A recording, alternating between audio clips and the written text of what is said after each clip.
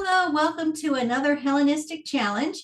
Today, the question is using just the 7 traditional planets, will Elon Musk be able to turn Twitter around? He just purchased it this past week and has come in like a great win, clearing things out, promising that he's going to make the company profitable after it struggled for many years. So let's take a look at his chart. We do not have a timed chart, but so we'll be using a noon chart, not looking at angles or houses. But as always, we do get plenty of information from the planets themselves. And the first thing that we can see in his chart is that he has a very delightful Mars in Aquarius, right with the North Node that amplifies it. So there's his genius, that person who's able to innovate, to view the future, to make things happen, and even strengthening that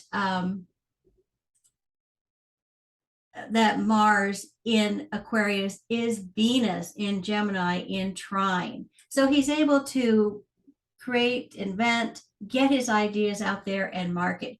So you think, aha, that Venus in Gemini is really going to help him in this new enterprise with Twitter.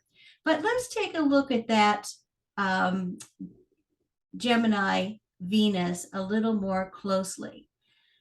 Notice that it is ruled by Mercury, and Mercury over here is under the beams of the sun in the sign of Cancer. And so Mercury itself is kind of a messy Mercury. It's very much subject to Cancer's mood swings, impressions, will decide things based on emotions, kind of loses objectivity. So guiding this enterprise where he's trying to step in and take over Twitter and make it something functioning and coherent and profitable, the person who's kind of guiding that, the planet that's guiding that is, next door, it's a verse, and it's not in very good shape. So that kind of raises a question. But then look also at what else this kind of messy Mercury is ruling, and that's the Saturn in Gemini. And so when you're born with Saturn in Gemini, it means communication is a bit of a problem. It's something that you need to work on and be very structured about. For example, Joe Biden famously was a stutterer as a child. He has Saturn in Gemini. And so we see Elon Musk at this point is coming in here kind of like Saturn, Gemini being Twitter, this big umbrella with lots of opinions, lots of fractious elements, kind of just a big behemoth that no one has really been able to bring under any kind of control, although they have tried. And then opposite in the chart for Elon Musk is Jupiter. Even though Jupiter is an out of sign opposition, it's still within 4 degrees. It's moving towards an opposition with Saturn, but it's not quite there yet. So that tells us Saturn is still in charge. It's the superior planet in the opposition. So you think about this Jupiter in Scorpio, very much what Elon Musk is trying to do right now. Scorpio power, I'm going to come in, this big presence, Jupiter, and I'm going to somehow create this environment where everyone is going to play by nice rules and create a warm and welcoming space, and all sorts of money is going to be made from this entity. But over here, we've got Saturn saying, this is the way we've been for years now. This is a very unruly, disorganized entity. And so it's going to be very difficult to come in and just think you can step up and somehow control it after all this time.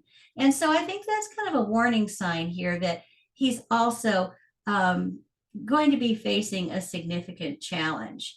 But most significant, I think, when you look at this Saturn-Jupiter opposition is, where is Saturn right now? We know Saturn is moving through Aquarius.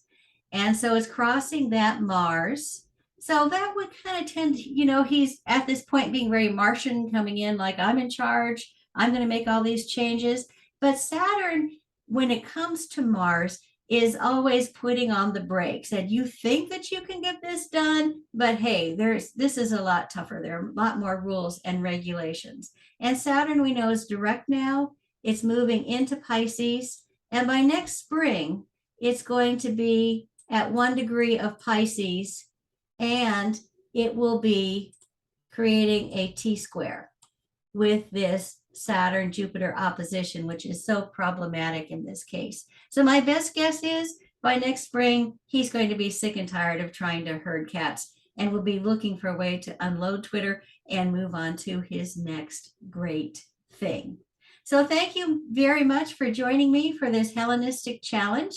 And I would love any comments. Just put them in the box below. And I look forward to taking a Hellenistic challenge with you next week. Bye-bye.